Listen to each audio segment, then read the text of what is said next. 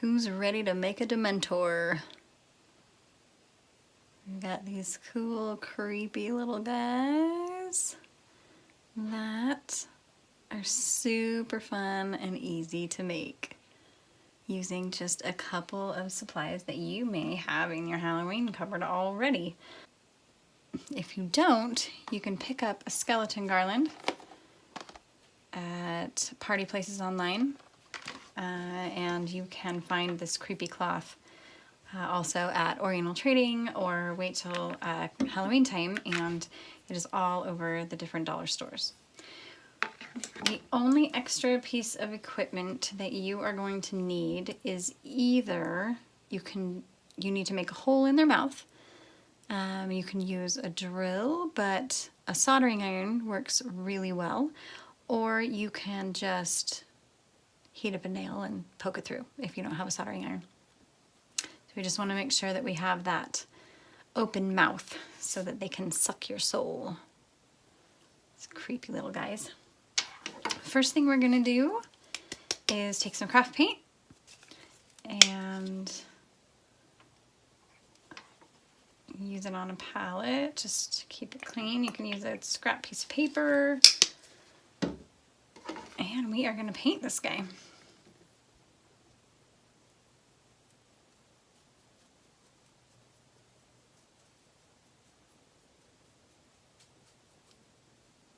And it doesn't have to be perfect because most of it's going to be covered up with cloth, but you just want to make sure that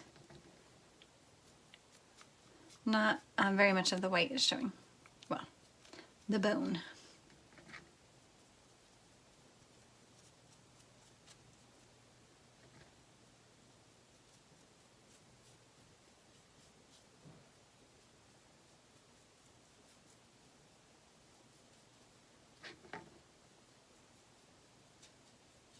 So I'm first going to paint the front of the skeleton and inside the rib cage.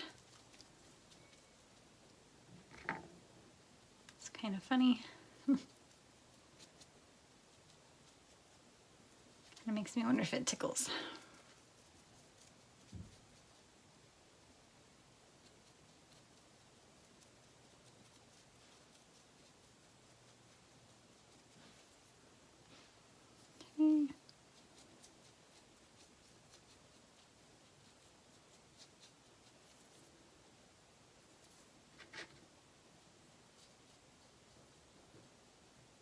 Alright, and I'm gonna get paint all over, so I've got a piece of scrap paper here to set a little guy down on while he dries.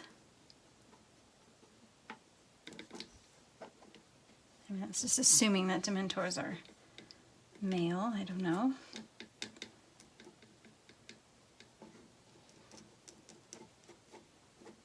Okay, so his front side is pretty well covered, and we are going to let him dry.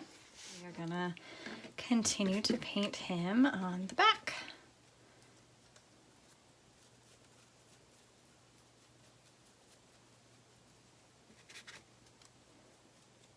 Same as before, just fill in those cracks.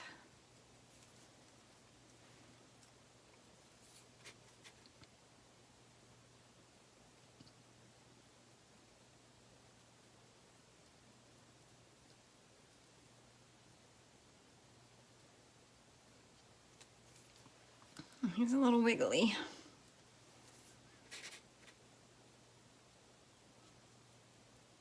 Now, I didn't mention this before, but my first one, I actually cut off the torso right here, the tailbone. And this one, we are going to try with the whole skeleton and see which one we like best. Little feet here.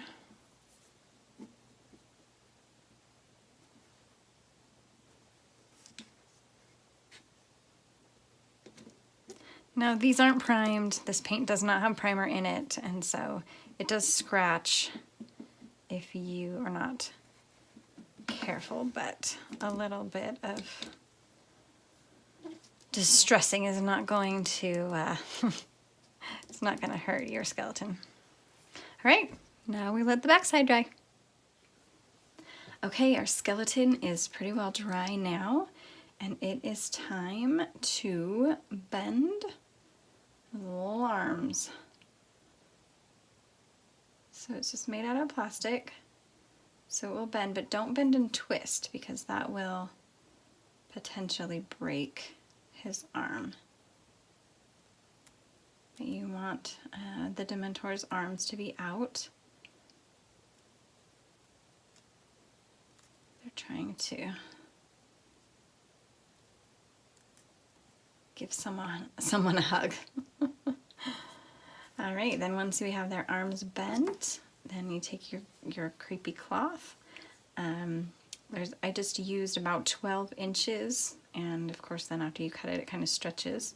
But I like to use, if you have a finished edge, don't use these really frayed ones, but if you don't have a finished edge, kind of just fold it over like that and drape it. And since these were on a garland, it's nice because they have this little notch on top. I kind of want to have it go over his face just a little bit. So we have that notch. Almost looks like a bride. And we have all of this left. So take one of the corners, kind of turn it under and bring it up.